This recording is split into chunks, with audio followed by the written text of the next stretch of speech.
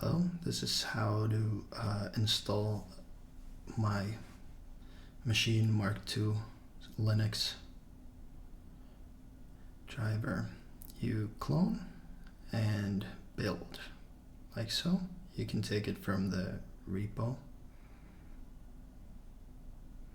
It's done building soon,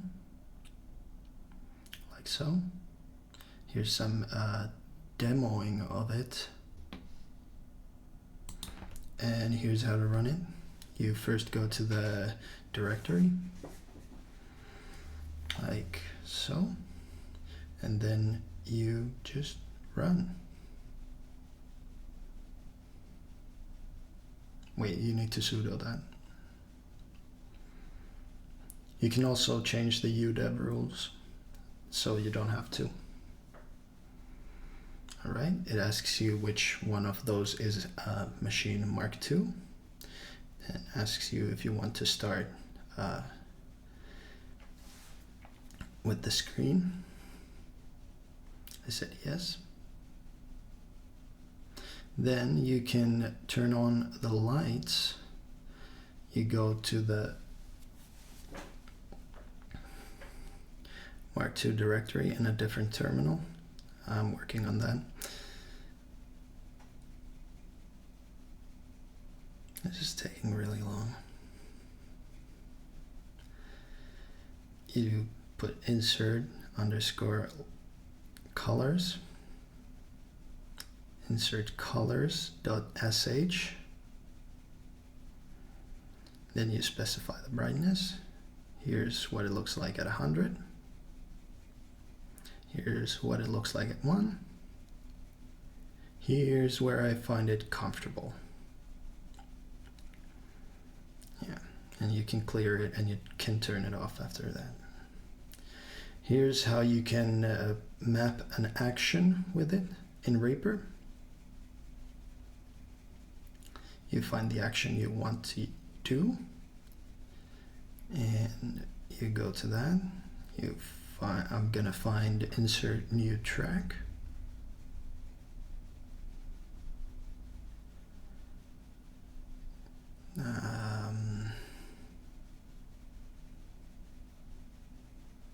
Here, gonna add that, and then you're gonna press the button you want.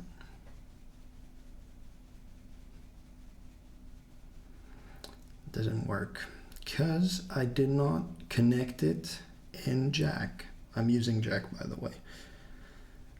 This might be a requirement, I don't know, but using Patchhands, Jack, etc. is a good idea with this. Then you connect it and you press the button, and now it works, like so. All of the buttons on the controller are CC based because not all DAWs or synths use the same buttons for the same things. Here I'm gonna put Vital Synth, and I have not made it so that I can change the parameters. Well, maybe I'll do something else. I'm a bit confused here. The pad lights are reactive, and the pads themselves are pressure sensitive, so they record velocity too. I made this project because I've been trying to switch to Linux for some time now, and the only thing holding me back is literally a play button and a record button. Before this project, I had never written a single line of Rust in my entire life. I had some experience trying out C, and yeah, that's about it, and some Godot. So if the code is messy or unoptimized, that's why. It should still be quite light. My desktop is pretty powerful, so I don't really have a frame of reference, and I don't have another computer that I can use for this.